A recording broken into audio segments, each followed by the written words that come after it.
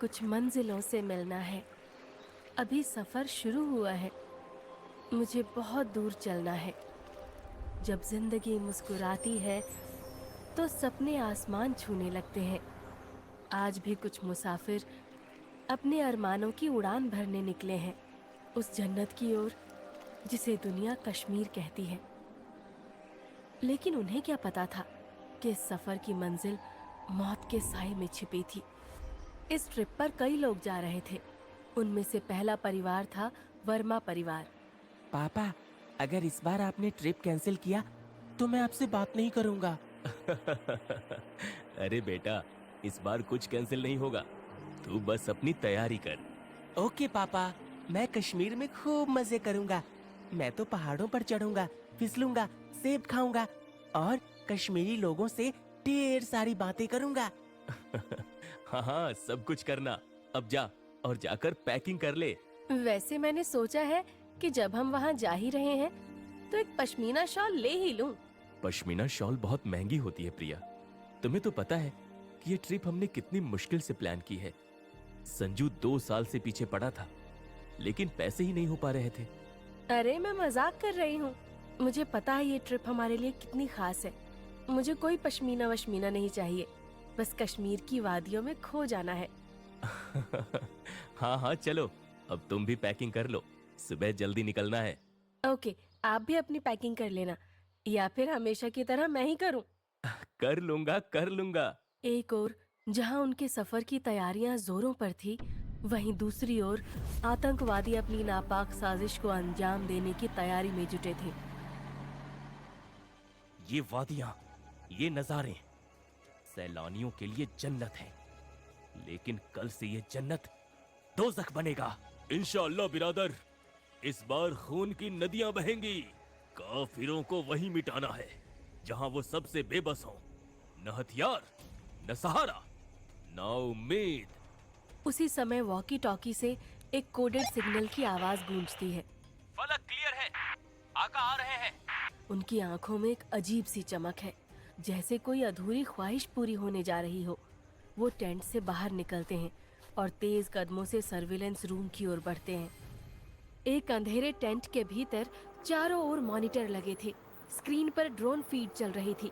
पहलगाम की सड़कें, पर्यटकों की चहल पहल, पुलिस की गश्त और सेना के चेक पोस्ट।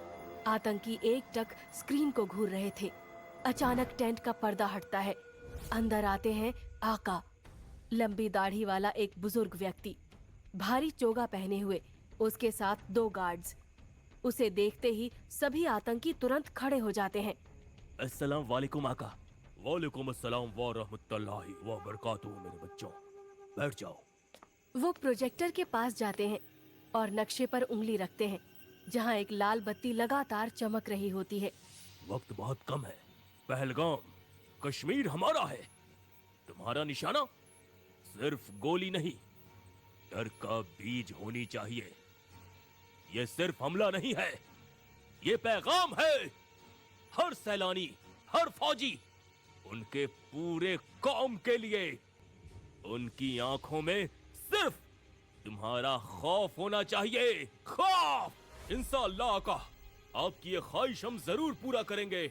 आप सबको अपना मकसद याद है ना मेरे बच्चों? लोगों से उनका मजहब पूछकर ही उन्हें मारना है।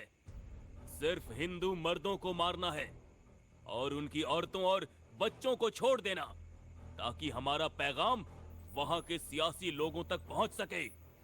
इस बार बच्चों, कुछ ऐसा करना है कि उनकी रूह कांप जाए। जो भी दिखे उसे जिंदा मत छोड़ना, सबको मार डालो। हर एक मौत तुम्हें जन्नत की तरफ करीब करेगी। उनका मजहब क्यों पूछना है और औरतों और बच्चों को क्यों छोड़ना है आका?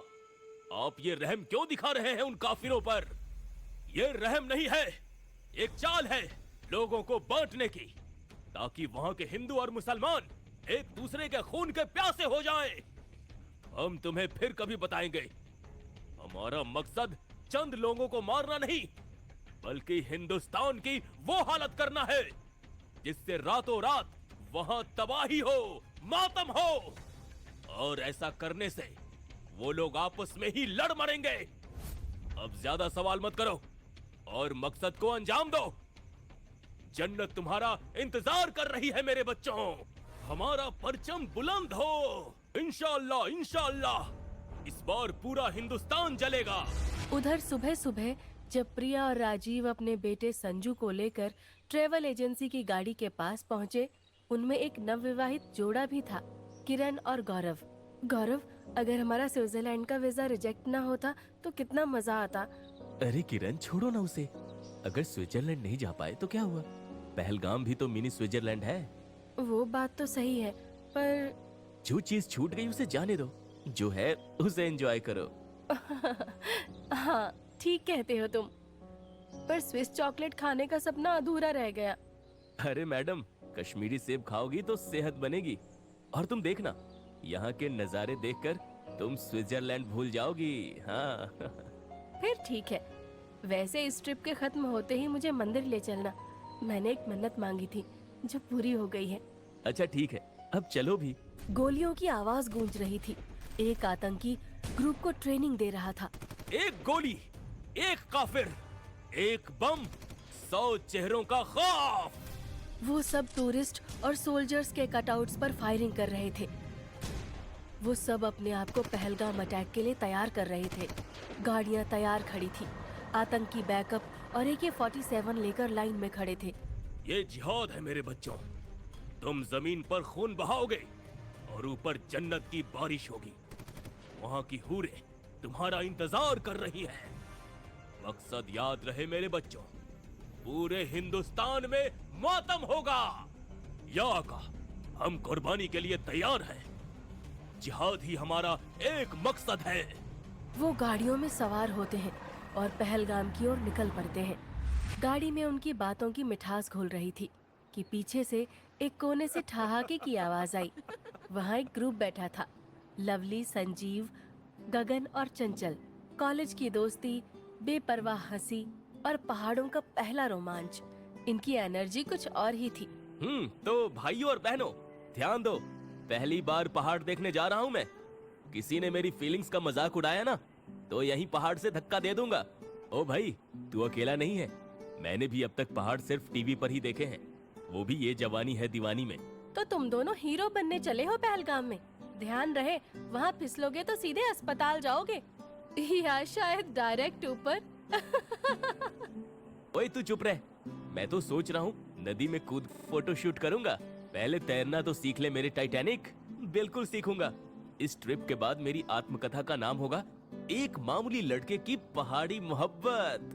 पहले पहाड़ चढ़ो, मोहब्बत बाद में करना। सब लोग टूरिस्ट वैन में बैठते हैं और पहलगाम के लिए निकल पड़ते हैं। ड्राइवर साहब, अरे कोई धमाकेदार गाना बजाइए ना। जो हुक्म मेरे आका।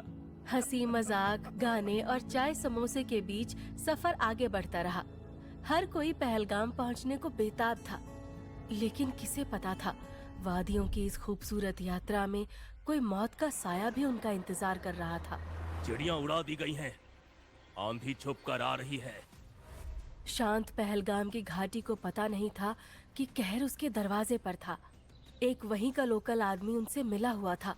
वो धीरे से आतंकियों से बात करता है। सब तय है, भीड़ सबसे ज्यादा पहलगाम में मिलेगी। इस बार कोई चूक नहीं। डर की आग पूरे मुल्क में फैलानी है।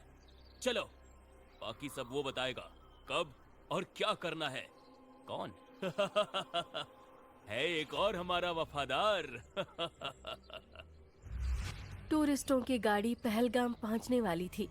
अब उन्हें ऊपर की चढ़ाई करनी थी। सलाम भाईजान, मेरा नाम इरफान है और मैं आपका गाइड हूँ। अब हम लोगों को यहाँ से ऊपर जाना है। ऊपर? अरे इतनी जल्दी ऊपर मत भेजो भाई, अभी तो मेरी शादी को 1 हफ्ता भी नहीं हुआ। ओह गौरव, इनकी बात पर ध्यान न दीजिए, ये मजाक कर रहे हैं। कोई बात नहीं, लेकिन ऐसे बोलना नहीं चाहिए। कई बार मुंह से निकली बात सच भी हो जाती है। भगवान न करे इरफान जी, आप कैसी बातें कर रहे हैं? अच्छा अब ध्यान दीजिए। अब हम पहलगाम स्पॉट के लिए निकल रहे हैं। रास्ता थोड़ा मुश्किल है, लेकिन मंजिल बेहद खूबसूरत है। उन लोगों को नहीं पता था कि ये गाइड इरफान उन आतंकियों से मिला हुआ था और उनका मुखबिर था। जो उनको वहां की हर छोटी से छोटी जानकारी दे रहा था। वो लोग ऊपर की तरफ बढ़ने लगे। मौका देखते ही इरफान ने चुपके से उन आतंकियों को फोन लगाया। सब तैयार है, बस अब आप सही वक्त पर पहुंच जाना। ऊपर टूरिस्ट का एक बड़ा ग्रुप जा रहा है और भी बहुत सारे ग्रुप्स वहां आ रहे हैं। वाह बिरादर, बहुत खूब। अब बस और इंतजार नहीं होता, हम आ रहे हैं। इरफान आगे आगे था, बाकी सभी पीछे पीछे। लेकिन इरफान बार बार ब्लूटूथ में कुछ न कुछ बोल रहा था। लोकेशन क्लियर, अब आ जाओ फटाफट। कोई सैनिक नहीं है यहाँ, घाटी में हथियार पहुंचा दी गई है।